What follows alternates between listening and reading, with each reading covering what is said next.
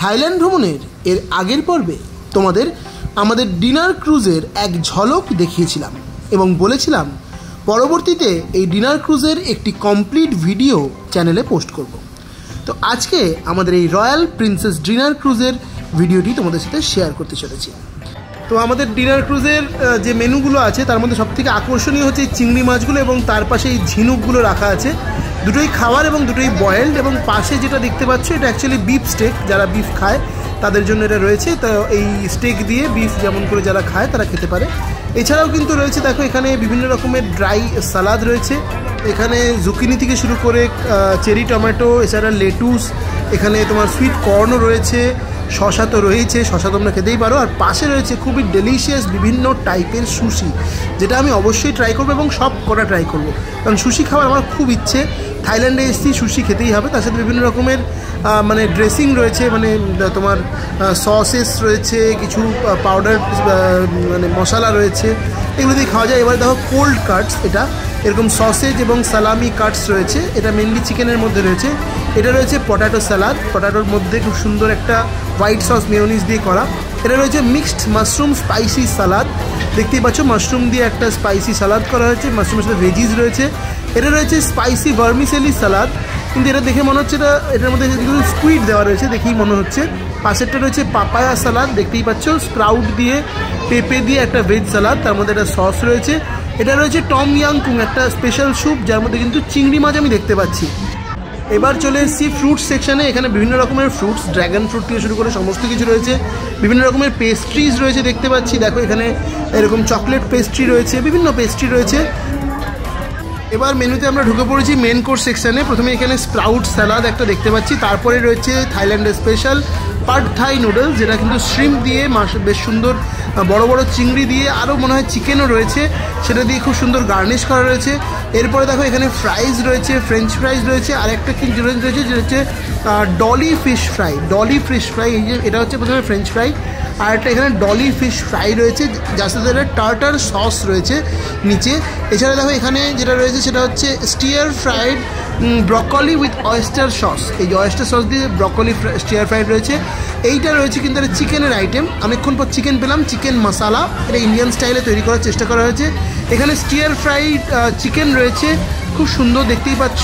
এইটা রয়েছে কিন্তু stir fried crab with curry powder, কিন্তু এটা দেখেও আমার কিন্তু স্কুইড মনে হচ্ছে, ক্র্যাব মনে হচ্ছে নয়।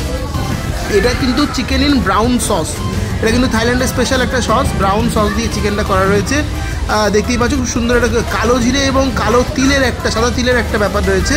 এটা দেখো spaghetti with tomato sauce and vegetables, দেখো মানে হোয়াইট সস এখানে রয়েছে, এটা খুব সুন্দর করা। তার পাশে একটা কিন্তু রেড সস রয়েছে, এবং তার পাশেই কিন্তু দেখো এইরকম স্পেগেটিগুলো রয়েছে, যেটা চেরি টমেটো দিয়ে খুব সুন্দরভাবে গার্নিশ করা রয়েছে। এগুলো মোটামুটি মেন কোর্সের। এছাড়াও কিন্তু রাইসও রয়েছে এখানে, পাইনঅ্যাপল ফ্রাইড রাইস, এই যে দেখতে পাচ্ছ পাইনঅ্যাপল ফ্রাইড রাইসটা রয়েছে। এছাড়াও কিন্তু প্লেন হোয়াইট স্টিম রাইসটাও কিন্তু এখানে রয়েছে। ডিনার ক্রুজে তোমরা যাবে আর তোমাদের রসনা তৃপ্তির ব্যবস্থা থাকবে না, সেটা তো হতেই পারে না। যারা ড্রিঙ্ক করো তাদের জন্য কিন্তু এখানে বিভিন্ন রকমের ড্রিঙ্কের ব্যবস্থা রয়েছে, alcoholic drink, non alcoholic drink সব কিছুই রয়েছে এখানে। কিন্তু তোমাদের অর্ডার অ্যাকর্ডিং দেওয়া হবে, তবে এটা কিন্তু বুফেটের মধ্যে ইনক্লুডেড নয়, এর জন্য তোমাদের আলাদা করে পে করতে হবে। তোমরা যেরকম ড্রিঙ্ক চাইছো, যদি কেউ নিতে চাও ড্রিঙ্ক, তাহলে কিন্তু এখান থেকে নিতে পারো, তার মেনু কার্ড আলাদা রয়েছে এবং তোমাদের অর্ডার অ্যাকর্ডিং ওনারা বানিয়ে দেবে। এছাড়া যারা বিয়ার খেতে চাইছো তাদের জন্য কিন্তু এরকম বিয়ার ট্যাপের ব্যবস্থা রয়েছে, যেটাও কিন্তু প্রাইস চার্জেবল। ডিনার ক্রুজে খাওয়া দাওয়ার এলাহি ব্যবস্থার সঙ্গে রয়েছে কিন্তু দারুণ একটা পরিবেশ। এরকমভাবে চেয়ার টেবিল পাতা, তোমরা কিন্তু ভাগ্য ভালো থাকলে উইন্ডো সিট পেতে পারো। এছাড়াও রয়েছে লাইভ মিউজিকের ব্যবস্থা, তাছাড়াও কিছু বিশেষ ব্যবস্থাও এখানে পাওয়া যায়। অর্থাৎ যদি তোমরা চাইছো কোনো অকেশন এখানে সেলিব্রেট করবে, সেটা আগের থেকে যদি তোমরা জানিয়ে দাও, সেক্ষেত্রে সেই অকেশনটাও স্পেশালি সেলিব্রেট করা হবে। বিশেষত বার্থডে বা অ্যানিভার্সারি এগুলো এখানে সেলিব্রেট করা হয়ে থাকে।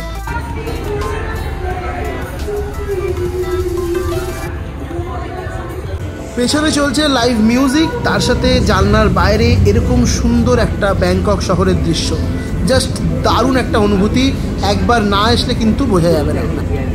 দুদিন ব্যাংকক ঘোরার পর যদি তোমাদের হাতে থাকে আরও একদিন এক্সট্রা সময়, তাহলে তোমরা ব্যাংককের মন্দিরগুলোর একটা ট্রিপ করে নিতে পারো। এগুলোও কিন্তু একটা প্যাকেজ ট্রিপের মধ্যে হয়, তোমাদের যদি ইচ্ছে হয় মন্দির ঘুরতে, অবশ্যই ঘুরে নিতে পারো। আমরা আমরা এখন ওয়াটকো এই মন্দিরটা যে আছে তার ঠিক সামনে একটা অথেন্টিক থাই রেস্টুরেন্টে আমাদের লাঞ্চ সারতে এসেছি। আমরা অর্ডার করেছি একটা pad Thai noodles with shrimp আর একটা sweet chilli basil fried rice with chicken, আর তার সাথে একটা মিল্ক আইস টি, হাই টি। তো হাই টিটা খেলাম, টেস্টটা একটু অন্যরকম, খারাপ না মোটামুটি। এই হলো হাই টি, মিল্ক টি, আইস টি। এখানে একটা আজব জিনিস দেখলাম, এটা এরকম সিলভারের মতো বাটি ডিজাইন করা, তার মধ্যে কিছু একটা বরফ দিয়ে গেছে আমাদের নিজেদেরকে ঠান্ডা করার জন্য, মুখ ঠান্ডা করার জন্য। এই যে আমার বউ এখন মুখ ঠান্ডা করছে, এইভাবে করে ঠান্ডা করতে হয়। আমি এখন এইভাবে করে আমার মুখ ঠান্ডা করছি, এটাও থাই ট্র্যাডিশন, মুখ ঠান্ডা করার জন্য। এই বাটিটাকে এখানে মুখের কাছে ধরে রাখলে বেশ আরাম লাগে, যেটা ঠান্ডা ঠান্ডা যে মানে বরফের যে ঠান্ডার ব্যাপারটা সেটা মুখের মধ্যে আসছে, বেশ আরাম লাগছে। কিন্তু বেশ ভালো একটা ট্র্যাডিশন, মুখ ঠান্ডা করতে হবে। এটা হলো sweet basil chicken fried rice, blue P rice chicken. খাবার তো চলে এসছে, এবার টেস্ট করার পালা। তো দেখা যাক কেমন খেতে হয় ফ্রাইড রাইস আর চিকেনটা।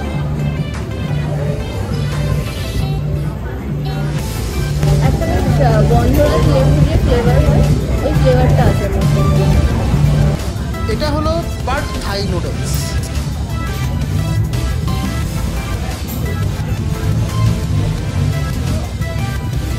বেশ ভালো, বেশ ভালো।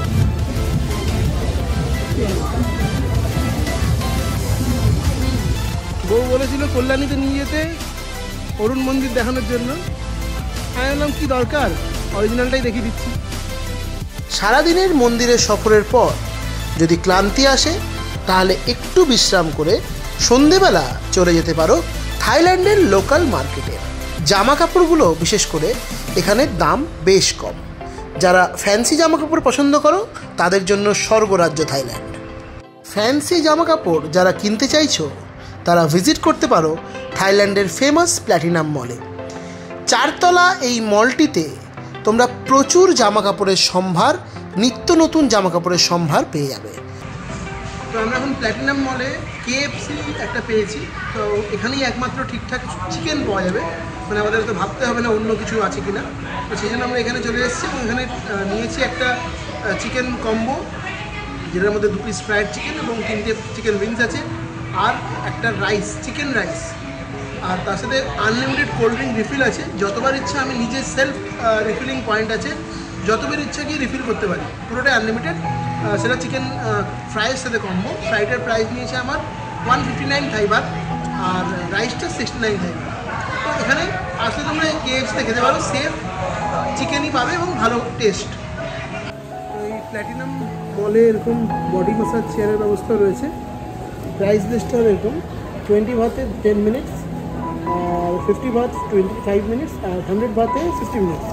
পুরোটাই কিন্তু অটোমেটেড। এইখানে নোট ঢুকাতে হয়, এখানে নোট ঢুকালে তোমার সেই হিসাবে টাইম অনুযায়ী হবে, কোনো লোক দরকার নেই। আমাদের ইন্ডিয়াতে যেমন এখানে একজন থাকে, সে রেডি করে দেয়, এখানে পুরোটাই অটোমেটেড মেশিন, বেশ ভালো।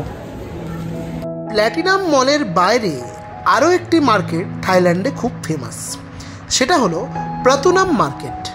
এই মার্কেটটি দিনের বেলাও এবং রাতের বেলা দুটি সময়ে বসে থাকে, এটাও একবার ঘুরে দেখতে পারো। তো আমাদের থাইল্যান্ড ট্রিপের অন্তিম পর্বে আমরা চলে এসেছি। এখন আমরা ক্যাবে করে যাচ্ছি এয়ারপোর্টের দিকে, বাড়ি ফিরতে হবে, ফ্লাইট রয়েছে। তো রাস্তাটা বেশ সুন্দর সাজানো, ওয়েদারটা একটু মেঘলা, বেশ ভালো লাগছে ওয়েদারটা দেখতে। হ্যাঁ, অবশেষে আমাদের থাইল্যান্ড সফর শেষ। আমরা ফিরছি আমাদের চেনা গন্তব্যে, আমাদের বাড়ির উদ্দেশ্যে। থাইল্যান্ড থেকে সাথে করে বয়ে নিয়ে যাচ্ছি অনেক সুন্দর সুন্দর মুহূর্ত আর অনেক অভিজ্ঞতা, আর অবশ্যই মোবাইলের গ্যালারি ভর্তি অনেক স্মৃতি।